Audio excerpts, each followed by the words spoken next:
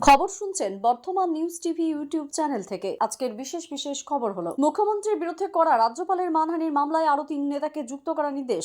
গণপিটুনি বিলও আটকে রয়েছে রাজভবনে, ফের রাজ্যপালের দিকে আঙুল সরকারের। রাজভবনের সামনে 4 ঘন্টা ধর্নায় বসা যাবে, কোর্টের অনুমতি পেলেন শুভেন্দুরা, রাজ্য জানালো দিনক্ষণ। জামিন পেয়েও তৃণমূলে ব্রাত্য আরাবুল, ভাঙড়ের তাজা নেতার নাম সরল পঞ্চায়েত সমিতি থেকে। সায়ন্তিকা রেয়াত ও কুণাল ঘোষের বিরুদ্ধেও এবার মামলা করলেন রাজ্যপাল সিভি আনন্দ বোস। চোপড়াকাণ্ডে গ্রেপ্তার জেসিপি ঘনিষ্ঠ বুথা ফেলে পেটানোর সময় তাজিবুলের সঙ্গে ছিলেন ধৃত যুবক। হাইকোর্টে খুলল কপাল, চাকরি হারাদের ফের নিয়োগের নজিরবিহীন নির্দেশ আদালতের। এই 5 জেলায় ভারী থেকে অতি ভারী, 8 জেলায় ভারী বৃষ্টির সতর্কতা জারি আবহাওয়া দপ্তরের। প্রতিদিন নিয়মিত খবর শোনার জন্য বর্তমান নিউজ টিভি চ্যানেলটিকে সাবস্ক্রাইব করুন। আসছি বিস্তারিত খবরে। মুখ্যমন্ত্রী মমতা বন্দ্যোপাধ্যায়ের বিরুদ্ধে মানহানির মামলা করেছেন রাজ্যপাল সিভি আনন্দ বোস। মুখ্যমন্ত্রীর করা কিছু মন্তব্য নিয়ে প্রশ্ন তুলেছেন তিনি। আজ বুধবার সেই মামলার শুনানি ছিল কলকাতার হাইকোর্টে। বিচারপতি কৃষ্ণা রায়ের বেঞ্চে শুনানি চলাকালীন রাজ্যপালের আইনজীবী ধীরাজ ত্রিবেদী জানিয়েছেন রাজ্যপালের ভাবমূর্তি নষ্ট হয়েছে। রাজ্যপাল সম্পর্কে কি মন্তব্য করা হয়েছে তা ভিডিওতেই দেখা যাচ্ছে বলে জানিয়েছেন আইনজীবী। এরপরেই সংবাদ মাধ্যম মামলায় যুক্ত করার নির্দেশ দিয়েছে হাইকোর্ট। এই মামলায় মমতা বন্দ্যোপাধ্যায় ছাড়াও রয়েছে তৃণমূল নেতা কুণাল ঘোষের নামও। রাজ্যপালের আইনজীবী জানিয়েছেন সংবাদ মাধ্যমে যা লেখা হয়েছে সেটা ওই ব্যক্তি নিজেই বলেছেন। এরপরেই বিচারপতি রাও প্রশ্ন করেন, সংবাদপত্রকে পার্টি করা হয়নি। এই কথা শুনে আইনজীবী পাল্টা প্রশ্ন করেন,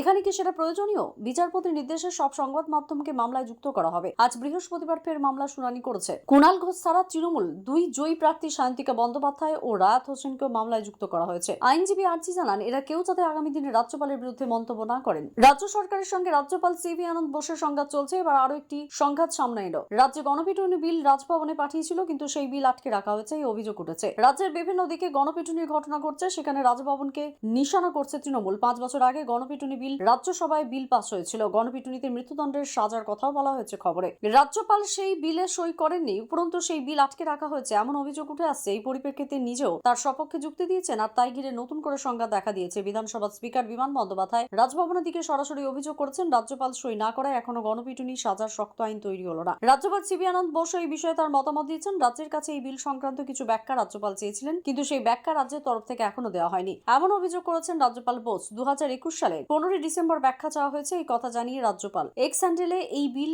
বিষয়ে একাধিক বক্তব্য রেখেছেন সিভি আনন্দ বোস। রাজভবনের সামনে 4 ঘন্টা ধর্নায় বসতে পারবেন শুভেন্দু অধিকারী। আদালতে এমনটাই জানালো রাজ্য সরকার। আগামী 14 জুলাই রবিবার এই কর্মসূচি করতে পারবে বিজেপি। আদালত তার অনুমতি দিয়েছে। রাজ্যের তরফে জানানো হয়েছে, নির্দিষ্ট দিনে নির্দিষ্ট সময় বিজেপি শান্তিপূর্ণ কর্মসূচিতে তাদের আপত্তি নেই। এরপরই ধর্নার অনুমতি দিয়েছে হাইকোর্ট। গতকাল কলকাতা হাইকোর্টের বিচারপতি অমৃতা সিংহের বেঞ্চে শুভেন্দুর মামলার শুনানি ছিল। আদালতের রাজ্যের আইনজীবী জানান, 14 জুলাই রবিবার সকাল 10টা থেকে রাজভবনের সামনে শুভেন্দুরা যদি ধর্নায় বসেন তাতে তাদের আপত্তি নেই। 4 ঘন্টায় কর্মসূচি করা যাবে। রাজ্যের বক্তব্য মেনে আদালত জানায়, ওই দিন ওই সময় নির্ধারিত জায়গায় শুভেন্দুরা কর্মসূচির আয়োজন করতে পারবেন। বিচারপতি সিংহের নির্দেশ, 300 জন লোক নিয়ে কর্মসূচি করা যাবে। শুভেন্দুর উদ্দেশ্যে বিচারপতি আরো জানান, কোন ব্যক্তি আগ্নেয়াস্ত্র নিয়ে 14 জুলাই কর্মসূচিতে অংশ নিতে পারবেন না। শান্তিপূর্ণভাবে কর্মসূচি করতে হবে। কোন প্রকার অশান্তি সেখানে বরদাস্ত করা যাবে না। এমনকি ধর্নাস্থল থেকে কোনো বিদ্বেষমূলক মন্তব্য করা যাবে না। দূষণবিধি মানতে হবে শুভেন্দু এবং তার সঙ্গীদের। এই শর্তগুলি মেনে তারা কর্মসূচি করতে পারবেন। এখন শুনছেন আবহাওয়ার খবর। সকাল থেকেই কলকাতা সহ আশেপাশের জেলাতে হালকা বৃষ্টি চলছে। আবহাওয়া দপ্তর জানিয়েছে, একটি ঘূর্ণাবাত বিহার ও সংলগ্ন এলাকাগুলির উপর অবস্থান করছে।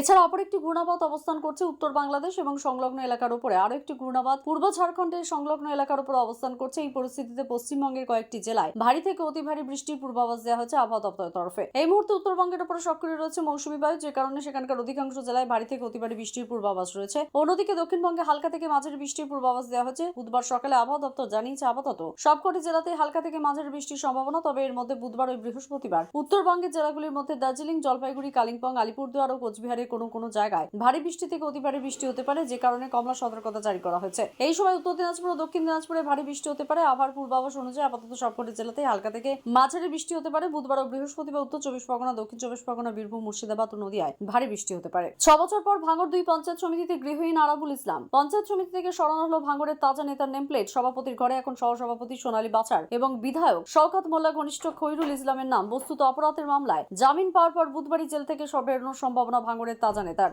তিনি কি আর ভাঙড়ের 2 পঞ্চায়েত সমিতিতে যাবেন, সেই প্রশ্ন উঠেছে। গত সপ্তাহে প্রকাশ্য সভা থেকে আরাবুলের বিরুদ্ধে নানান অভিযোগ করেন তৃণমূলের ভাঙড়ের পর্যবেক্ষক তথা ক্যানিং পূর্বের বিধায়ক শওকত। তিনি জানান, দলেরই এক পঞ্চায়েত প্রধানের স্বামীকে খুনের ষড়যন্ত্র করেছিলেন ভাঙড়ের প্রাক্তন বিধায়ক। সে কথা খোদ তৃণমূলের সর্বভারতীয় সাধারণ সম্পাদক অভিষেক বন্দ্যোপাধ্যায় তাকে জানিয়েছিলেন বলে দাবি শওকতের। শুধু তাই নয়, নিজের ছেলে হাকিমুলকে পঞ্চায়েতের ভোটে টিকিট পাইয়ে দেওয়া, প্রধান করানোর জন্য লক্ষ লক্ষ টাকা তোলাবাজির করা অভিযোগ ওঠে আরাবুলের বিরুদ্ধে। প্রায় 5 মাস জেলবন্দি থাকার পর জামিন মঞ্জুর হয়েছে আরাবুলের। যদিও তার জামিনের নিরাপত্তার ভাঙড় কোথাও দলীয় কর্মীদের উচ্ছ্বাস বিজয় মিছিল নেই, তার মধ্যে সরে গেল নাম ফলক। 2 বিধায়কের শপথ গ্রহণ জটিলতা এখনো কাটেনি। রাজ্যপাল সিবি আনন্দ বোস মুখ্যমন্ত্রী মমতা বন্দ্যোপাধ্যায়ের বিরুদ্ধে মানহানির মামলা করেছেন। এবার সেই মামলায় যুক্ত হলেন তৃণমূল কংগ্রেসের নবনির্বাচিত 2 বিধায়িকা। শুধু তাই নয়, তৃণমূল নেতা কুণাল ঘোষের বিরুদ্ধে মামলা করা হয়েছে বলে খবর। তৃণমূলের 2 বিধায়ক শান্তিকা বন্দ্যোপাধ্যায়, রেয়াত হোসেনের নাম মামলায় যুক্ত করা হয়েছে। তার সঙ্গে যুক্ত করা হয়েছে তৃণমূল নেতা কুণাল ঘোষের নাম। মমতা বন্দ্যোপাধ্যায়ের বিরুদ্ধে আগেই মানহানির মামলা করেছেন রাজ্যপাল। এবার সেই মামলাতে এই 3 জনের নাম যোগ করা হলো। প্রথমে মুখ্যমন্ত্রীর বিরুদ্ধে মানহানির মামলা করেছেন রাজ্যপাল সিবি আনন্দ বোস। সেই মামলার শুনানি ছিল কলকাতা হাইকোর্টের বিচারপতি কৃষ্ণ রায়ের এজলাসে। এই মামলার শুনানি হয়। রাজ্যপাল সম্পর্কে কি বক্তব্য রাখা হয়েছে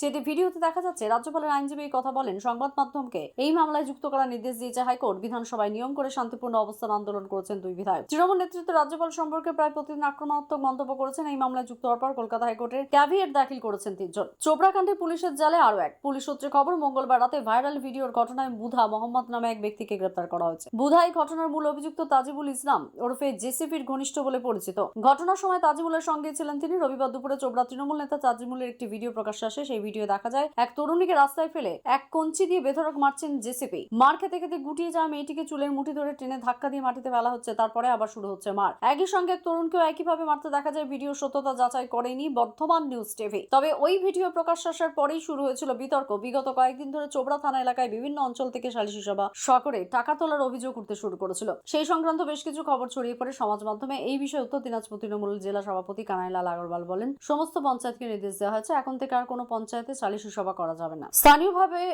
সভা করে টাকা নেওয়ার অভিযোগ উঠেছে বলে এই নির্দেশ এমনটাই জানিয়েছেন তিনি। 2 বছর থেকে নিয়োগ দুর্নীতির জেরে চাকরি হারিয়েছেন হাজার হাজার মানুষ। গত 2 বছর ধরে কলকাতা হাইকোর্টের রায়ে বহু নিয়োগ বাতিল হয়েছে। আর সেই উচ্চ আদালতের নির্দেশে প্রাথমিকের চাকরি ফিরে পাচ্ছেন 8 জন। জানা গিয়েছে 8 জনই স্পেশাল বিএড ডিগ্রিধারী। আর আদালতের নির্দেশে চাকরি ফেরার ঘটনার পর এবার তাদের অনেকেই মাইনে চাকরি ফিরে পাওয়ার আশা জাগছে। যেখানে দুর্নীতির অভিযোগে নিয়োগ বন্ধ, আদালতের রায়ে আর চাকরি হারা বহু। সেই পরিস্থিতিতে দাঁড়িয়ে নতুন করে নিয়োগের নির্দেশে অন্তত স্বস্তি পেল কিছু জনের। এর আগে আদালতের অন্তর্বর্তীকালীন নির্দেশে 8 জন এই প্রাথমিক শিক্ষক এবং শিক্ষিকার নিয়োগ বাতিল হয়েছিল 2021 সালে। 2014 টেট পাস করে স্পেশাল বিএড ডিগ্রিধারী বিভিন্ন ডিপিএস এর অন্তর্গত প্রাথমিক বিদ্যালয়ে চাকরি হয় এদের। তবে আগের কিছু মাসের মধ্যেই প্রাইমারি বোর্ড যোগদান পত্র বাতিল করার নির্দেশ দেয়। বলা হয়েছিল স্পেশাল ডিগ্রিধারী বিএড প্রাথমিক শিক্ষকতে মান্যতা দেওয়া যাবে না, তবে স্পেশাল বিএড এবং বিএড জেনারেল ডিগ্রি সমতুল্য। এই দাবি নিয়ে আদালতে দ্বারস্থ হন চাকরিহীন শিক্ষক শিক্ষিকারা। দায়ের করা হয় মামলা। কলকাতা হাইকোর্টের বিচারপতি রাজশেখর মান্তার এজলাসে মামলা উঠলে অবশেষে হয় সুরাহা। প্রতিদিন নিয়মিত খবর শোনার জন্য বর্তমান নিউজ টিভি চ্যানেলটিকে সাবস্ক্রাইব করুন। আসছি বিস্তারিত খবরে। মুখ্যমন্ত্রী মমতা বন্দ্যোপাধ্যায়ের বিরুদ্ধে মানহানির মামলা করেছেন রাজ্যপাল সিবি আনন্দ বোস। মুখ্যমন্ত্রীর করা কিছু মন্তব্য নিয়ে প্রশ্ন তুলেছেন তিনি। আজ বুধবার সেই মামলার শুনানি ছিল কলকাতার হাইকোর্টে। বিচারপতি কৃষ্ণ রায়ের বেঞ্চে শুনানি চলাকালীন রাজ্যপালের আইনজীবী ধীরাজ ত্রিবেদী জানিয়েছেন রাজ্যপালের ভাবমূর্তি নষ্ট হয়েছে। রাজ্যপাল সম্পর্কে কি মন্তব্য করা হয়েছে তা ভিডিওতেই দেখা যাচ্ছে বলে জানিয়েছেন আইনজীবী। এরপরেই সংবাদ মাধ্যম মামলায় যুক্ত করার নির্দেশ দিয়েছে হাইকোর্ট। এই মামলায় মমতা বন্দ্যোপাধ্যায় ছাড়াও রয়েছে তৃণমূল নেতা কুণাল ঘোষের নামও। রাজ্যপালের আইনজীবী জানিয়েছেন সংবাদ মাধ্যমে যা লেখা হয়েছে সেটা ওই ব্যক্তি নিজেই বলেছেন। এরপরেই বিচারপতি রাও প্রশ্ন করেন, সংবাদপত্রকে পার্টি করা হয়নি। এই কথা শুনে আইনজীবী পাল্টা প্রশ্ন করেন, এখানে কি সেটা প্রয়োজনীয়? বিচারপতির নির্দেশে সব সংবাদ মাধ্যমকে মামলায় যুক্ত করা হবে। আজ বৃহস্পতিবার ফের মামলা শুনানি করেছে। কুণাল ঘোষ ছাড়া তৃণমূল 2 জয়ী প্রার্থী শান্তিকা বন্দ্যোপাধ্যায় ও রায়াত হোসেনকেও মামলায় যুক্ত করা হয়েছে। খবর আজকের মতো এই পর্যন্তই। ধন্যবাদ।